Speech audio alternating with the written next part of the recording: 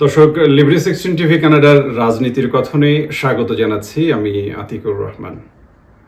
দর্শক, আপনারা ইতিমধ্যে জানেন গত সোমবার সেন্ট পুলের উপনির্বাচনে জাস্টিন ট্রুডোর দল লিবারেল পার্টির ব্যাপক ভরাডুবি হয়েছে এবং সেই নির্বাচনকে কেন্দ্র করে কানাডার রাজনৈতিক পরিস্থিতিতে বেশ উত্তাপ ছড়াচ্ছে এই ফলাফল। দর্শক, সবচেয়ে বলবার বিষয় যেটি হলো জাস্টিন ট্রুডোর এই লজ্জাজনক পরাজয়।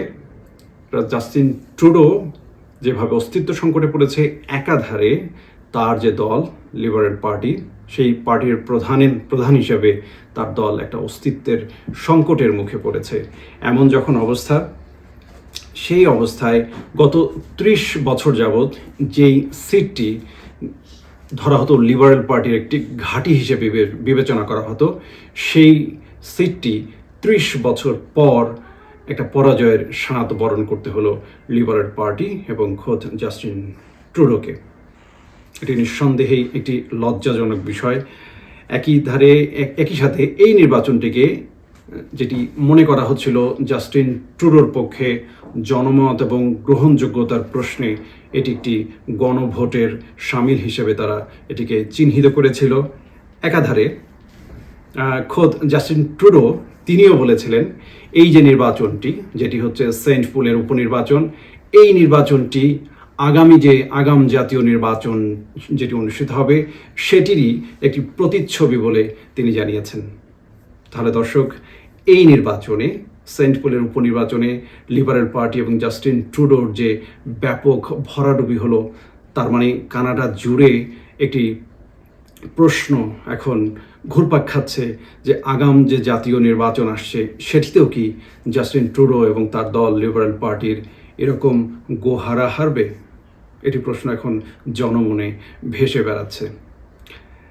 দর্শক, এই লজ্জাজনক হারের পর মেইন স্ট্রিম মিডিয়াগুলো বেশ ফলো করে তাদের বিভিন্ন ধরনের নিউজ তারা প্রকাশ করেছে। যেমন তারা জানিয়েছে যে এই পরাজয়ের পর লিবারেল পার্টির ভিতরে একটা গৃহদাহ শুরু হয়েছে এবং তাদের যে নেতাকর্মীদের ভিতরে একটা দ্বন্দ্ব এবং এক ধরনের কেমন যেন একটা অস্থিরতা বিরাজ করছে।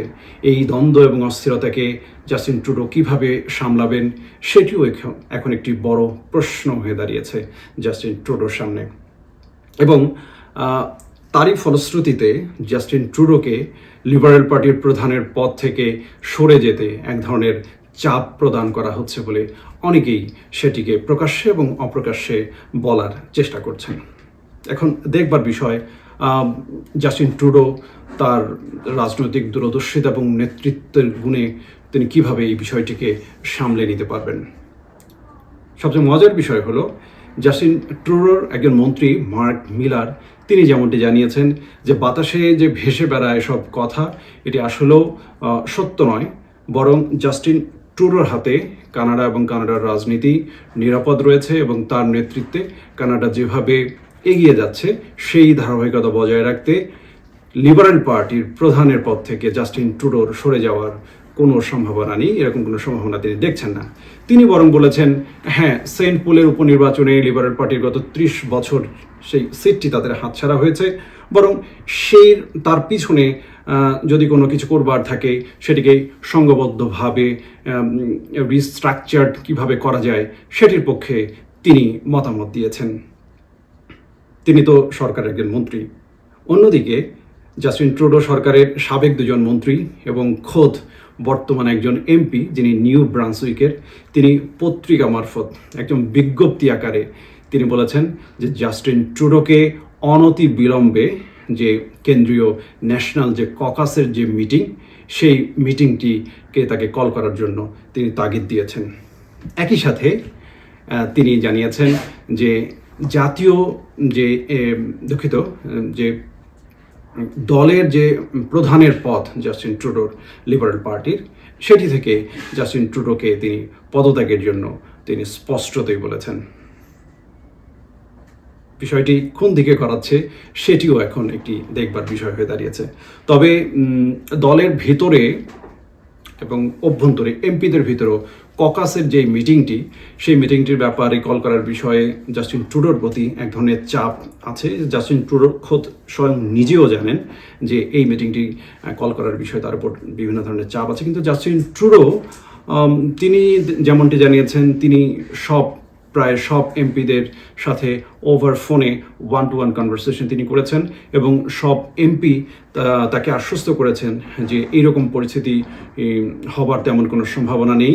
অন্যদিকে ককাসের যে কোর মেম্বার যারা আছে তাদের সাথেও জাস্টিন ট্রুডো 1-to-1 কনভারসেশন করেছেন এবং তারাও তাকে আশ্বস্ত করেছেন। অন্যদিকে যে সাংবাদিক সম্মেলনের যে বিষয়টি, যেটি আমার বলবার বা জানানোর প্রধান বিষয়, সেটি হলো সাংবাদিক সম্মেলনে সাংবাদিকরা জাস্টিন ট্রুডোকে এক ধরনের প্রশ্নবাণে একদম যাকে বিদ্ধ করেছেন।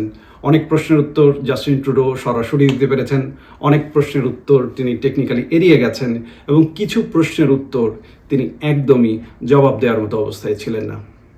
একজন সাংবাদিক তাকে প্রশ্ন করেছেন যে আপনার এই নির্বাচনে যে একটা ভরাডুবি হলো, এই গত 30 বছর যাবত যে সিটটিকে আপনারা আঁকড়ে ধরেছিলেন সেটি আপনি হারালেন, সেক্ষেত্রে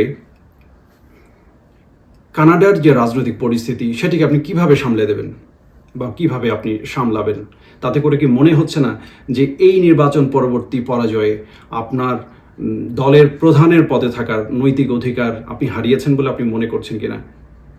ঠিক এই প্রশ্নের উত্তরে জাস্টিন ট্রুডো তিনি যেমনটি জানিয়েছেন যে মূলত কেনেডিয়ানরা তাকে চান এবং তার দলের ওপর যে আস্থার যে ব্যাপারটি সেটি কেনেডিয়ানদের আছে বলেই তিনি মনে করেন যে আমার দলের প্রধানের পদে এবং প্রধানমন্ত্রী হিসেবে থাকার নৈতিক অধিকারটুকু রয়েছে।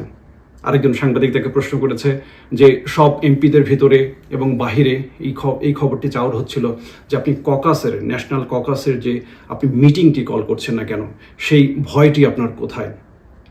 তিনি যেমনটি বলেছেন যে ককাসের অধিকাংশ এমপিদের সাথে তার কথা হয়েছে এবং কোর মেম্বারদের সাথে তিনি কথা বলেছেন ওভার ফোনে এবং পর্যায়ক্রমে সব এমপিদের সাথে তিনি 1-to-1 কনভারসেশন করবেন। এই মুহূর্তে ককাসের মিটিংটি ডাকার তিনি প্রয়োজনীয়তা বোধ করছেন না। তবে এই মিটিংটি ডাকবেন কিনা এই প্রশ্নের উত্তর টেকনিক্যালি জাস্টিন ট্রুডো এড়িয়ে গেছেন সাংবাদিক সম্মেলনে, যেটি একটি বড় বিষয় হয়ে দাঁড়িয়েছে কানাডার রাজনৈতিক পরিস্থিতিতে। অন্যদিকে যখন আরেকজন সাংবাদিক দাঁড়িয়ে তাকে প্রশ্ন করলেন, যখন 1-to-1 এমপিদের সাথে আপনার কনভারসেশন হচ্ছিল তখন কোনো এমপি কি এমন দাবি জানিয়েছেন যে এই নির্বাচন কেন্দ্রিক ঘটনাবলীর পর আপনার যে রাজনৈতিক প্রধানের পদ থেকে আপনাকে পদত্যাগ করতে হবে? ঠিক এই প্রশ্নের উত্তর তিনি সরাসরি এড়িয়ে গেছেন, যেটি এখন বড় ব্যাপার হয়ে দাঁড়িয়েছে কানাডার রাজনৈতিক অঙ্গনে। অন্যদিকে ওয়েস্টার্ন ডেমোক্রেসি, একজন সাংবাদিক প্রশ্ন করেছেন যে ওয়েস্টার্ন ডেমোক্রেসিতে আমরা একটা বিউটি দেখি, যে বিউটিটি হলো যিনি রাষ্ট্র ক্ষমতায় থাকবেন তিনি তার ক্ষমতা দীর্ঘমেয়াদে তিনি পরিচালিত করেন না এবং তার ক্ষমতার যে লিপ্সতা সেটি আমাদের যে ওয়েস্টার্ন ডেমোক্রেসি, সেই ওয়েস্টার্ন ডেমোক্রেসিতে সেটি তেমন একটা দেখা যায় না। কিন্তু গত 9টি বছর আপনি মেইন স্ট্রিম একজন রাষ্ট্রপ্রধান হিসেবে আপনি ক্ষমতায় আছেন। তো এই ক্ষমতার যে থাকার যে প্রবণতা এবং আগামী ইলেকশনেও আপনি প্রতিদ্বন্দ্বিতা করে ক্ষমতায় আসতে চান, তাহলে এই যে ওয়েস্টার্ন ডেমোক্রেসির যে সৌন্দর্য সেটিকে আপনি বিনষ্ট করছেন না? এমন প্রশ্নের উত্তরে জাস্টিন ট্রুডো বলেছেন সাংবাদিকদেরকে, আপনারা যদি ওয়েস্টার্ন ডেমোক্রেসির কথা বলেন তাহলে আপনাদেরকে তাকাতে হবে আসন্ন ইউএসের ইলেকশন, সেখানের দিকেও আপনার নজর রাখতে হবে। সেখানে আপনারা দেখবেন যে উগ্রবাদ কিভাবে মাথাচাড়া দিচ্ছে। সেখানে সাবেক যে প্রধানমন্ত্রী ছিলেন ডোনাল্ড ট্রাম্প, তার বিজয়ের একটা আগাম বার্তা শোনা যাচ্ছে, যেটি একটা রাজনৈতিক উগ্রবাদকে ছড়িয়ে দেওয়ার একটা অপচেষ্টা বলে তিনি মনে করছেন। একাধারে তিনি বলেছেন যে ফ্রান্সের যে ইলেকশনের দিকে আপনি যদি তাকান, ফ্রান্সের রাজনৈতিক পরিস্থিতি, সেখানেও ডানপন্থা তথা উগ্রবাদের একটা উত্থান দেখা যাচ্ছে। সার্বিক পরিস্থিতি বিবেচনায় কানাডাতে যেখানে লিবারেল পার্টির, লিবারেল ডেমোক্রেসির যে ঐতিহাসিক একটা চর্চা রয়েছে সেটির ধারাবাহিকতা বজায় রাখতে লিবারেল পার্টির ক্ষমতায় থাকার যৌক্তিক অধিকার রয়েছে এবং লিবারেল পার্টির হাত ধরে কানাডার যে লিবারেল ডেমোক্রেসি সেটি এই ধারাবাহিকতা বজায় থাকবে বলে তিনিও তেমনটি জানিয়েছেন। অন্যদিকে আরেকজন সাংবাদিক প্রশ্ন করেছেন যে পুরো কানাডা জুড়ে অলিতে গলিতে যে প্রশ্নটি বারবার উচ্চারিত হচ্ছে যে আপনার পদত্যাগের ইস্যুতে আপনার দলীয় প্রধানের পদ থেকে আপনাকে পদত্যাগ করতে হবে এবং এই দলীয় প্রধানের পদ ধরে রাখার নৈতিক অধিকার আপনি হারিয়েছেন, ঠিক এই প্রশ্নের জবাবে তিনি এই সাংবাদিককে বলেছেন যে কেনেডিয়ানরা জাস্টিন ট্রুডো এবং তার যে রাজনৈতিক দল লিবারেল পার্টি সেটির উপর পূর্ণ আস্থা এবং সমর্থন আছে বিধায় সেক্ষেত্রে তিনি মনে করেন যে এখানে নৈতিক অধিকার হারানোর এখানে কোনো তিনি সুযোগ দেখছেন না। দর্শক, এই হলো আজকের সংবাদ সম্মেলনের সর্বশেষ পরিস্থিতি। এখন দেখা যাক আগামী কানাডার রাজনৈতিক পরিস্থিতিতে কোনো পালাবদল হচ্ছে কিনা সেটির উপর আমরা নজর রাখছি। আগামীতে ভবিষ্যতে এরকম কোনো তথ্য বা উপাত্ত পেলে আপনাদের সামনে আবারও আমরা হাজির হব। সে পর্যন্ত আপনারা ভালো থাকবেন।